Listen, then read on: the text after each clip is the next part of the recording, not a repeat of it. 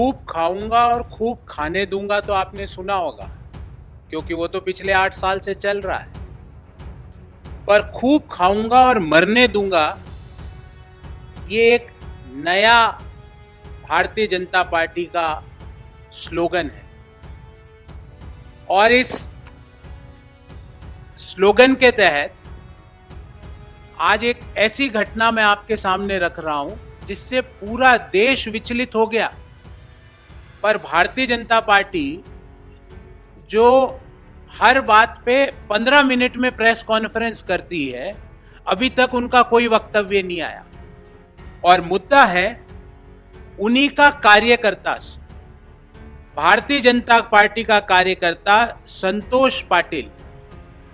उसने फांसी का फंदा लगाने से पूर्व एक डाइंग डिक्लेरेशन दिया है, जिसे भारत के कोर्ट भी, क्योंकि मृत्यु के समय हमारे धर्म में भी और हमारे न्यायालय में भी जो लिखा जाता है उसको सत्य माना जाता है। संतोष पाटिल जो कि बीजेपी का कार्यकर्ता है, वो क्या लिखता है मैं वो आपको पहले हिंदी में सुनाता हूं, क्योंकि वो कन्नड़ में लिखा गया है। Shri KS. Eshwarappa, minister rural development, मेरी मृत्यु के प्रत्यक्ष जिम्मेवार है। ये पहला वाक्य है। एक भारतीय जनता पार्टी का कार्यकर्ता कह रहा है कि जो कर्नाटक में मंत्री है श्री के.एस. ईश्वरप्पा, जो कि ग्रामीण विकास और पंचायती राज के मंत्री हैं, वो मेरी मृत्यु के प्रत्यक्ष रूप से, सीधे रूप से जिम्मेवार है। तो पहला तो सीधा जिम्मेवारी, उन्हें मैक्सिमम पनिशमेंट देना चाहिए। ये दूसरा वाक्य है उस डाइंग डिक्लेरेशन का। ये निर्णय मैं अपने जीवन की सारी एस्पिरेशंस को खत्म करके आज कर रहा हूं। ये तीसरा वाक्य है। मैं सरकार, वो संतोष पाटिल जो भाजपा के कार्यकर्ता है, जो 40% कमीशन से ग्रसित हो गए थे, वो लिखते हैं कि मैं भारत के प्रधानमंत्री, कर्नाटक के मुख्यमंत्री और हमारे लिंगायत सीनियर लीडर श्री येदियुरप्पा से आग्रह करता हूं कि मेरे बच्चों का और मेरी पत्नी का ध्यान रखें। मैं हाथ जोड़ के सबसे विनती करता हूं, सारे मीडिया के दोस्तों से विनती करता हूं कि जो संतोष और प्रशांत मेरे साथ यहां ट्रिप में आए थे, वो मेरी मृत्यु के बिल्कुल भी दोषी नहीं है। मेरी मृत्यु के सीधे तौर पे दोषी K S. Eshwarappa, minister rural development and Panchayati Raj है। अब इससे ज्यादा प्रत्यक्ष प्रमाण भाजपा का स्वयं का वर्कर उनके स्वयं के मंत्री के ऊपर सीधा ये आरोप लगा रहा है कि वह इस 40% कमीशन की सरकार, 40% कमीशन, जो सुबह से शाम तक सिर्फ 40% कमीशन की बात सोचती है, उस 40% कमीशन की सरकार के कारण उसने हंसते हंसते फांसी का फंदे पे वो लटक गया। पर और प्रधानमंत्री जी, कर्नाटक के मुख्यमंत्री जी, देश के गृह मंत्री जी मौन साधे हुए हैं। कोई मतलब नहीं है उन्हें कोई फर्क नहीं पड़ता कौन आत्महत्या कर रहा है, किसकी हत्या हो रही है।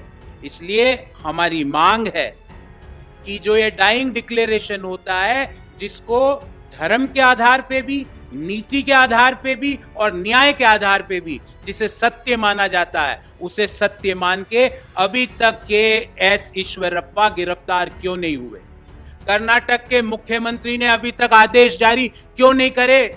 वो क्यों चुप्पी साधे हुए हैं? वो किसे बचाने की कोशिश कर रहे हैं? अरे उनके स्वयं के वर्कर आज फांसी के फंदे पे चढ़ रहे हैं और मुख्यमंत्री अपने मंत्री को बचाने का प्रयास कर रहे हैं। हमारी मांग है कि के.एस. ईश्वरप्पा को तुरंत बर्खास्त किया जाए, पहली मांग। दूसरी, बर्खास्त कर उन्हें तुरंत गिरफ्तार किया जाए।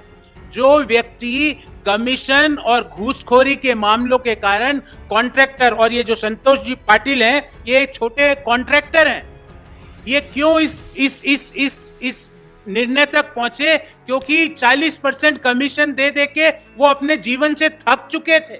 उस 40% कमीशन से के कारण उन्होंने ये उचित समझा कि अब तो मर जाना चाहिए। और कर्नाटक के मुख्यमंत्री चुप्पी साधे हुए हैं। वो अभी तक ईश्वरप्पा को बर्खास्त कर गिरफ्तार क्यों नहीं कर रहे? तो हमारी पहली मांग है कि कर्नाटक के मुख्यमंत्री ईश्वरप्पा को बर्खास्त कर उन्हें तुरंत गिरफ्तार करें।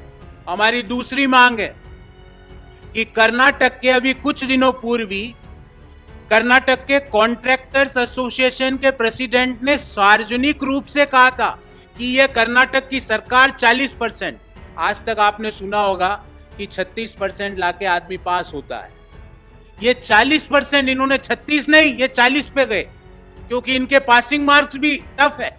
ये 40% कमीशन की जो सरकार है, कॉन्ट्रैक्टर्स एसोसिएशन के अध्यक्ष ने खुलेआम बोला कि कर्नाटक के मंत्री, कर्नाटक के एमएलए, और उन्होंने ईश्वरप्पा का नाम लेके इंगित किया कि ये केएस ईश्वरप्पा जो कि ग्रामीण विकास और पंचायती राज मंत्री है, क्योंकि ग्रामीण विकास में छोटे छोटे ठेके बहुत दिए जाते हैं, ये 40% कमीशन के मंत्री है, उनकी बात को भी अनसुना किया।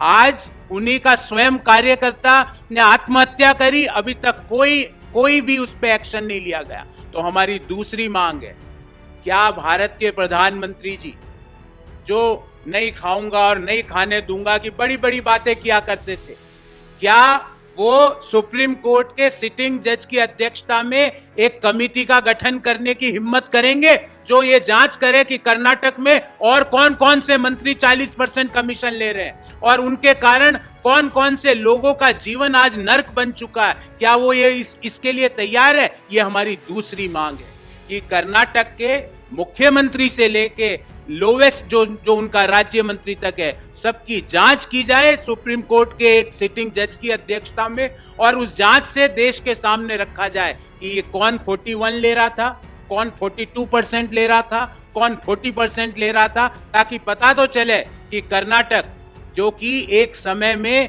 देश का आईटी का इंजन हुआ करता था, जहां से हमेशा समाचार आते थे आईटी इंडस्ट्री के बारे में, आज हमें अपेक्षा थी कि कर्नाटक से न्यूज आएगी कि आर्टिफिशियल इंटेलिजेंस और मशीन लर्निंग में क्या क्या योजनाएं बनी, पर वहां से न्यूज आ रही है 40% कमीशन की, वहां से न्यूज आ रही है रोबोटिक्स की, न्यूज नहीं आ रही है, वहां से 3D 4D प्रिंटिंग की मैसिव स्केल पे कैसे उसका विस्तार किया जाए उसकी न्यूज नहीं आ रही है।